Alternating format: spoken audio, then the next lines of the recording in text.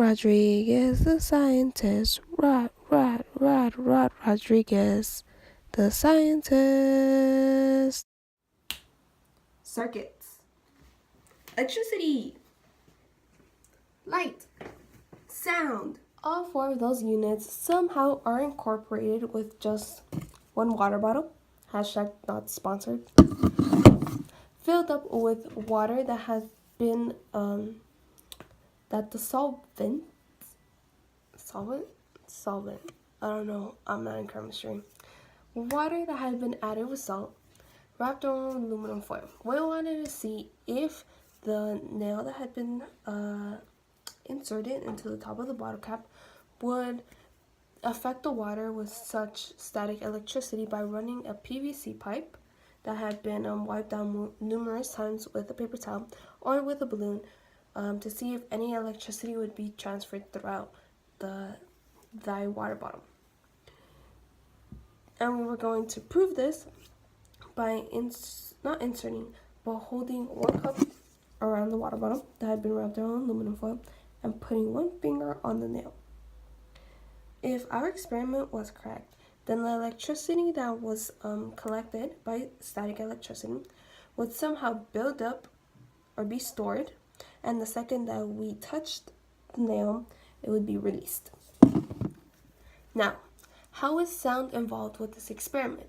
Well, you see, when we were running the balloon around our water bottle, you could clearly hear that there was crackling, such as the video will be played right now.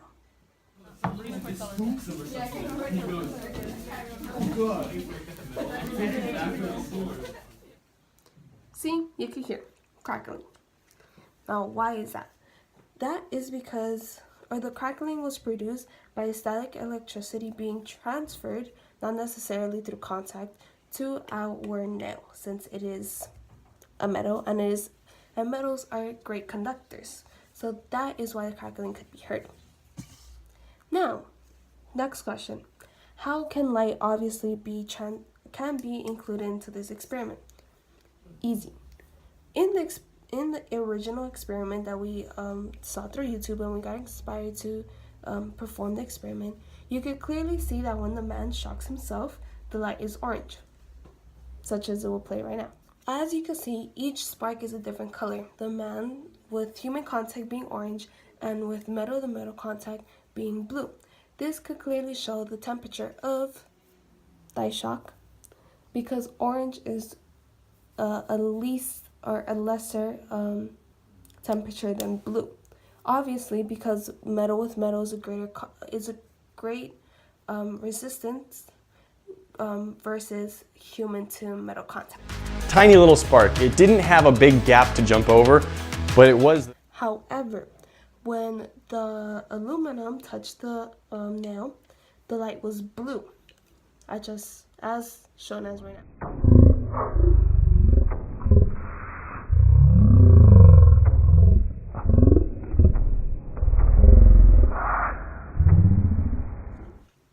How is static electricity into this experiment?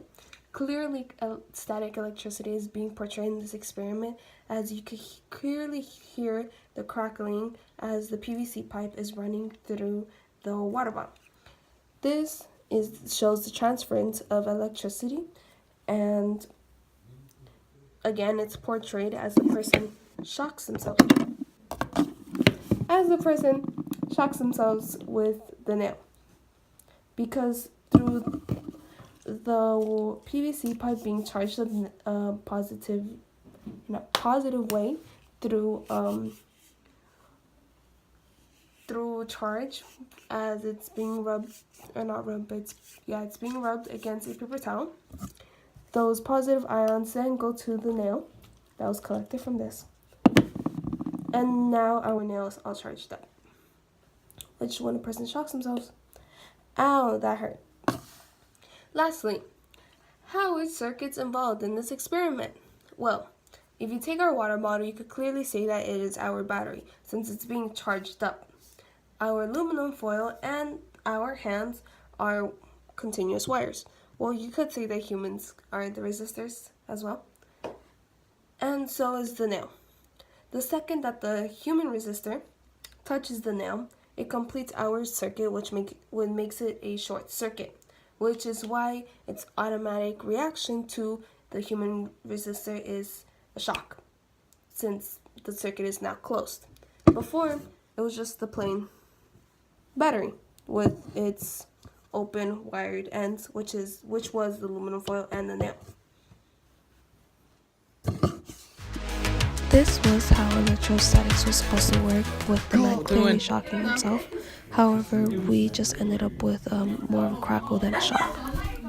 Lastly, how are circuits involved in this experiment? Well, if you take our water bottle, you could clearly say that it is our battery, since it's being charged up. Our aluminum foil and our hands are continuous wires. Well, you could say that humans are the resistors as well.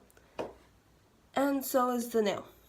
The second that the human resistor touches the nail, it completes our circuit, which makes it a short circuit, which is why its automatic reaction to the human resistor is a shock, since the circuit is now closed. Before, it was just the plain battery with its open wired ends, which was the aluminum foil and the nail. There's a number of reasons why our experiment probably didn't work out as we wanted. One could have been that our water bottle was not the same type as the other man used, since it was a bit thicker. Another reason why was maybe we didn't have like the correct amount of water, or I don't know, it's just a number of factors that we didn't consider. Hope you like my video and my hashtag not sponsored. Mario de Vasco, I don't know how to pronounce names, spray.